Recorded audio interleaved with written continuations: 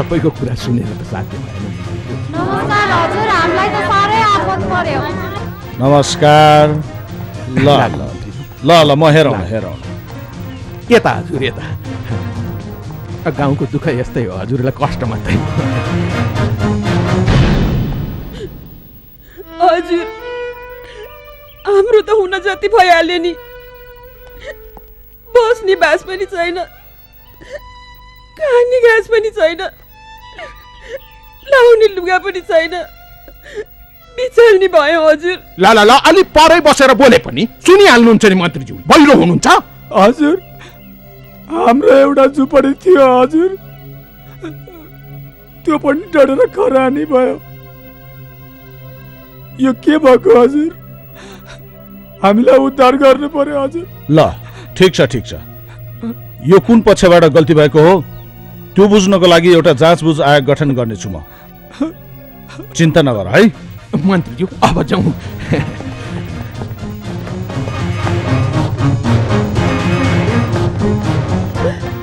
देउता हजुर, आग लागिमा सर्वस्व डढेर खरानी भयो हजुर। हाम्रो केही रहेन। हामी त बर्बादै भयो नि हजुर, बर्बादै भयो। हामी बुढाबुढीलाई पनि त्यही डढाइदिएको भयो हुन्थ्यो नि हजुर। ठिक छ, ककसको घर डढेर खरानी भएको छ। म 1 महिना भित्रमा यसको तथ्याङ्क बनाउन लगाइकन विचार गरौँला। हजुरको जय होस्, हजुरको जय होस्।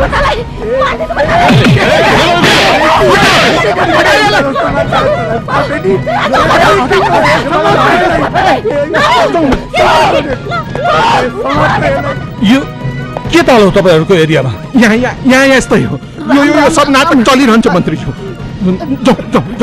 जाउँ। ए घुसपैठ कस्तो म्यानेजमेन्ट हो तपाईँहरूको यो? होइन यो ताल।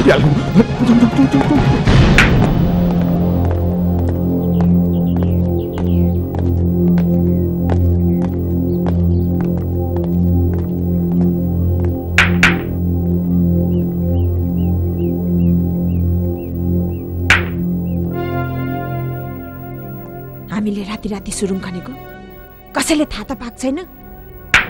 हेत्तेरी मेरो भएन। कहाँ थाहा पाउनु? थाहा पायो भने त गइहाल्यो नि जान। दिदी मलाई त डर लागिरहेको छ। हाम्रो त आँटै थिएन, उही तपाईँले भनेर मात्रै। किन? मेरो विश्वास छैन तिमीहरूलाई? छ नि, मेरो विश्वास गर, हामी सफल भएरै छाड्छौँ।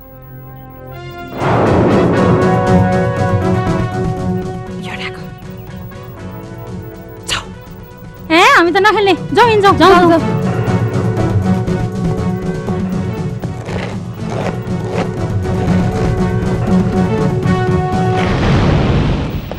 कमरेडहरू, हामीले जिल्लाको भौगोलिक स्थिति राम्ररी बुझौँ होइन? बुझ्यौ कमरेड। हाम्रा महान कमरेडहरू जेलमा यातना र पीडा भोगिरहनु भएको छ। कमरेड आस्था लगायत अन्य कमरेडहरूलाई जेल चलान गरिएको कुरा त यहाँहरूलाई मैले पहिला पनि भनिसकेकै छु। कमरेड तारा, तपाईँ आफ्नो भनाइ राख्नुहोस्। कमरेडहरू, अहिले हामी क्रान्तिको जटिल अवस्थामा छौँ। त्यही दिन हामीले मृत्यु पत्रमा हस्ताक्षर गरिसकेका थियौँ, जुन दिन हामीले शिरमा रातो कपन बाँधेर जनयुद्धमा सहभागी भयौँ। कयौँ साथीहरूले जेल, नेल र यातना भोग्नु पर्यो। कयौँ साथीहरूले शहादत प्राप्त गर्नुभयो। मेरो विचारमा हाम्रो यो जनयुद्ध झन शिखरतिर लम्किरहेछ। साँच्चै कमरेड, हामी हाँस्दै रोएका छौँ, रुँदै हाँसेका छौँ। हामीसँग यति बेला साहस छ, पीडा छ र आक्रोश छ। हामी यो पीडा, आक्रोश र साहसलाई अन्तिम विजयमा बदल्ने प्रण गरौँ। हाम्रो यो शरीरमा एक थोपा रगत छौन्जेलसम्म पनि दुश्मनसँग लडिरहनेछौँ। कमरेड तारा र कमरेड आकाशको विचारसँग म पनि सहमत छु। यो फासिस्ट राज्य सत्ताले हाम्रो महान क्रान्ति बिथोल्न अनेकौं दुष्प्रयासहरू गरिरहेको छ। आत्मसमर्पण गर्नेलाई जागिर दिने, बन्दुक ल्याएर बुझाउनेलाई लाखौंको पुरस्कार दिने, यस्तो तुच्छ प्रलोभन देखाएर मिठो सपना बाँड्दैछ। तर सच्चा क्रान्तिकारीहरू आफ्नो आस्थाका लागि शिर काटेर दिन तयार छन्। तर दुश्मनसँग कहिले पनि झुक्दैनन्। कमरेडहरू, हाम्रो भोलि गरिने कारबाहीबारे कसैलाई केही शङ्का छ कि? छैन कमरेड। कमरेड कुलमान? छैन कमरेड। शुभकामना सहित लाल सलाम। लाल सलाम।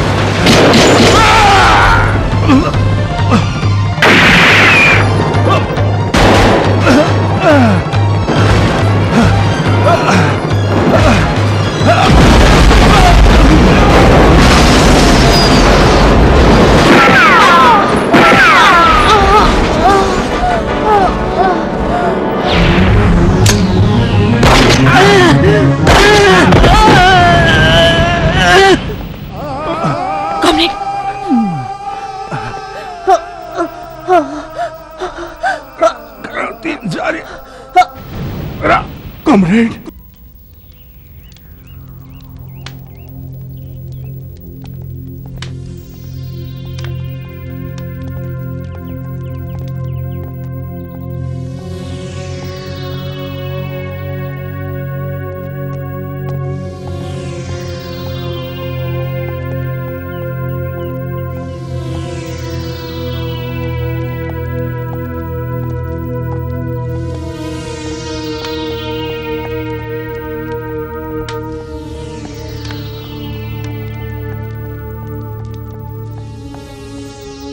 हेर्नुस्, हुन त म राजाको सदिच्छा पूरा गर्नको लागि गृहमन्त्री भएको हुँ र राजाको हुकुम अनुसार अहिले चुनाव त मुखैमा छ। जसरी भए पनि मैले यो स्थानीय चुनावलाई सफल पार्नुपर्छ, यो मेरो एउटा कर्तव्य पनि हो। र अब रह्यो द्वन्द्वको कुरा, कहिले सुरक्षाकर्मी मर्छन् त कहिले जनता मर्छन्। यो सब हाम्रो लागि खासै ठुलो कुरा हो जस्तो लाग्दैन। गृहमन्त्रीज्यू, एउटा अर्को प्रश्न। यी सब कारणहरूले गर्दा जनताको जीवधनको सुरक्षाको लागि श्री 5 को सरकारद्वारा नेपाल अधिराज्यको संविधान 2047 अनुसार आजैका मितिदेखि लागू हुने गरी देशमा संकटकाल घोषणा गरिएको छ। कमरेडहरू, यो फासिस्ट पुरानो राज्य सत्ताले देशमा संकटकालको हाउगुजी देखाएर हामीलाई तर्साउन खोजिरहेको छ। राज्यले संकटकाल घोषणा गर्नु नै पुरानो सत्ताको पराजय हो। कमरेडहरू, हामी महान जनयुद्धको कठिन चुनौती र मोडहरू पार गर्दै राजनैतिक प्रत्याक्रमणको निर्णायक चरणमा आइपुगेका छौँ। अब यो देशका जनताहरूको भाग्य र भविष्यको फैसला गर्ने अभिभारा तपाईँ हाम्रो काँधमा आइपुगेको छ। युद्ध जति जति निर्णायक हुँदै जान्छ उति उति कठिन पनि हुँदै जान्छ। हरेक चुनौतीसँग अघि बढेको हुनाले आज हामी राष्ट्रिय अन्तर्राष्ट्रिय रूपमा जनवादी आन्दोलनको आस्थाको केन्द्र बन्न पुगिसकेका छौँ। हो कमरेड, हाम्रो इतिहास अब विजयको इतिहास बनिसकेको छ। कमरेड आस्थाले ठिक भन्नुभयो। कमरेड माओले भन्नुभएको छ, युद्ध रक्तपातपूर्ण राजनीति हो भने राजनीति रक्तपातविहीन युद्ध हो। तर जबसम्म राजतन्त्र रहन्छ तबसम्म लोकतन्त्र र शान्ति भाषणमा मात्र सीमित रहन्छ। अब यो प्रतिक्रियावादी शक्तिसँग लड्न हामी मात्र छैनौं। 7 राजनीतिक पार्टी, नागरिक समाज, मानव अधिकारवादी, विभिन्न जात जाति, पेशाकर्मी सबै एकजुट भएर यो व्यवस्थाको विरुद्ध लड्न तयार भएका छन्।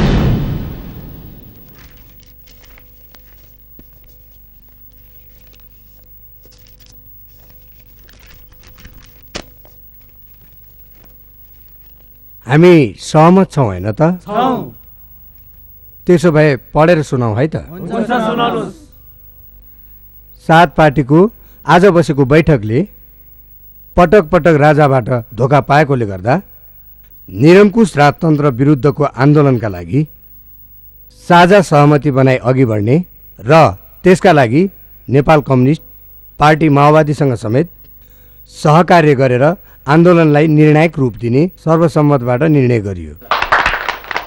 कमरेडहरू, देशमा जनआन्दोलनको आँधीबेरी सुरु भइसकेको छ। यस आँधीबेरीलाई कुनै पनि शक्तिले रोक्न सक्दैन।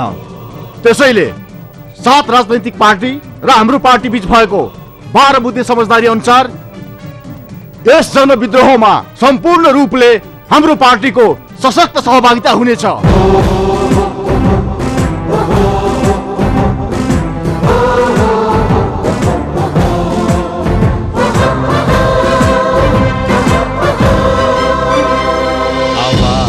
आवाज आवाज युग बदलने आवाज, देश बदलने आवाज, निरंकुशता विरुद्धको अग्रगामी चेतनाको आवाज, अग्रगामी चेतनाको आवाज, आवाज आवाज आवाज।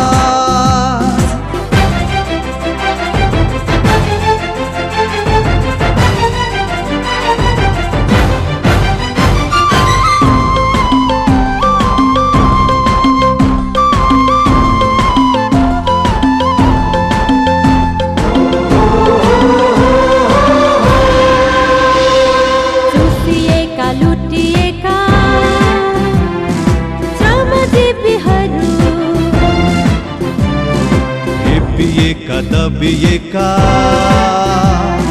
वर्ग जातिहरू, चुसिएका लुटिएका श्रमजीवीहरू, हेपिएका दबिएका वर्ग जातिहरू, मेचीदेखि कालीसम्म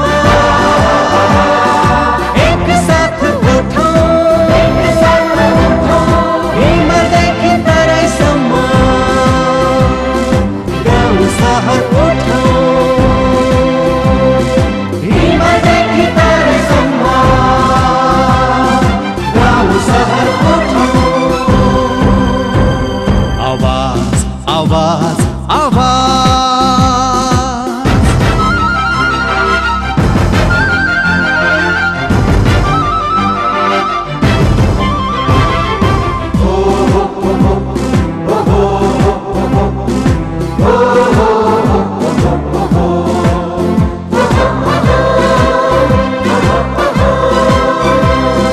व्यापारी र कर्मचारी, किसान मजदुरहरू,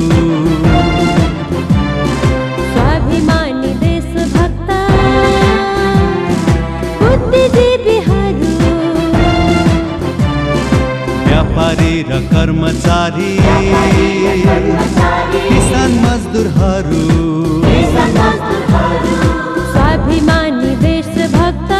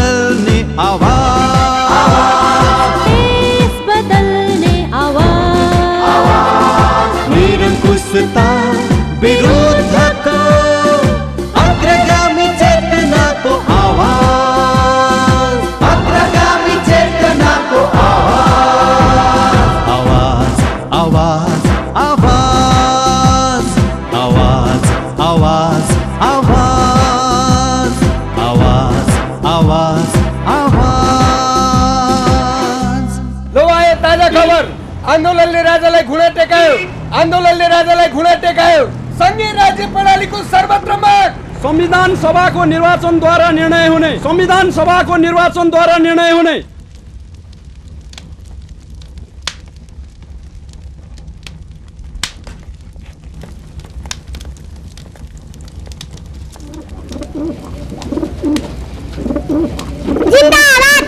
गणतन्त्र नेपाल जिन्दाबाद जिन्दाबाद।